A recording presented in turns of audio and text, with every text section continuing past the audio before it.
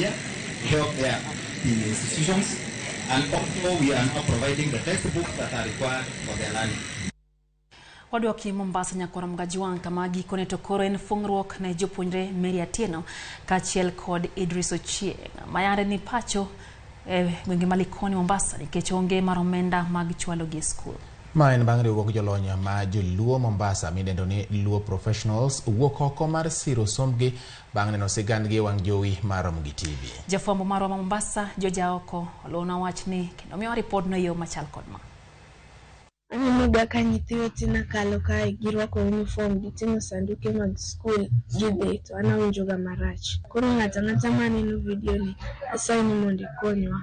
Asaini mondo okonya mondo adhi school. Agombo dhi school mondo alok ngima mar odwa. Ne en lit ne japuonjre Mary Atieno kachiel kod Idris Ochieng bang' rem dhi form 1 gi jopuonjre wetegi kaluwore gi dhier mokwako familia mekgi. Kata kamano, ywak gi ne gikone olokore buonjo bang' riwruok jolony ma onagi Mombasa wuok oko mar siro sombgi. Nashukuru sana wanalup kwa kunisaidia kwa kunipatia cheki mwaka mzima karo yangu ya shule. Nitatia bidii na nataka kuwa daktari wa surgeon. Nimefurahi sana kwa msaada wa Lup alionipea na Mungu awazidishie na waongezee. Naahidi kwamba kwa msaada huu alionipa nitaenda kusoma kwa bidii na hatimaye nitimize ndoto langu ya kuwa lawyer. Ma ne ochope wang'e bang' Ramogi TV menyogie miechgi gino mane omako wang' Luo Professionals Mombasa motel ne kod jakom Pius Okech. Kono waido story mano kelgi Ramogi. Nwabedo piny mawacho ni kama nitiere ywak mar kwayo mar somo nyaka wabiye. Kech wang'ani nyathi mopuonji, opuonji ne mamagi, opuonji ne babagi. Ten mar oganda mzima. Gimada heri nyiso nyithindwa gini bende ka wamiyo riwa gi lwedo gibende koro mondo giti matek mondo jomodong chien ka oneni tiyo matek ni biro miyo ginani biro miyo gidhi mbele. Kawuono nyabedo ni wan kaka wuono kiny waonge to ka gitiyo matek gibedo kamoro kiny to gibiro bedo gi nafas matimango mar konyo mabende biro bang'e. Mor ma kamano ne bende onyiedhore wang' jonyuol nyithindogo magin mine modak kendgi kata single mothers. Umed mako nyithindo moko bende manyalo bedo gi ndhiero ka ina ma en kodoni.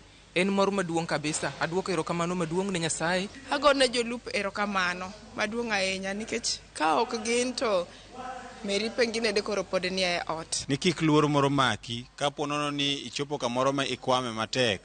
Duong'o dhoot e kinyalo ng'e ni in gi shida.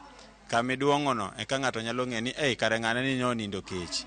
Wane ka kwanyalo konyo. Nyithindo mwakonyogi ok giwuoge members mar Lup lakini gin nyithindo nagi modak Mombasa na Mchumbi ma minegi chandre e iye kama ne kaka konyogi. Idris koro dhie sikundi ya wuoyi midakie mar Wa, ka Mary to dhie mano mar Shika Adabu Mind Day School mantiere Likoni. Wabro puonjogi nyaka form 4. Omiya appeal ne jowa ma jolony mamani Mombasa wawuoguru oko mondo wakony nyithindwa. All stakeholders mani machiegni manyalo konyowa. Let me encourage them that pesa ni kwa yudo to wachuloga directly e skunde ma nyithindwa gisome. Koro nyaka gitim bidii kech wan gi emyo wan kod gi kae. Ka gitemo matek gibende gibang'e gibigi kon jok mamoko. En fungruok ne jopuonjre Mary kachiel kod Idris ka koro lekgi mar dhi skul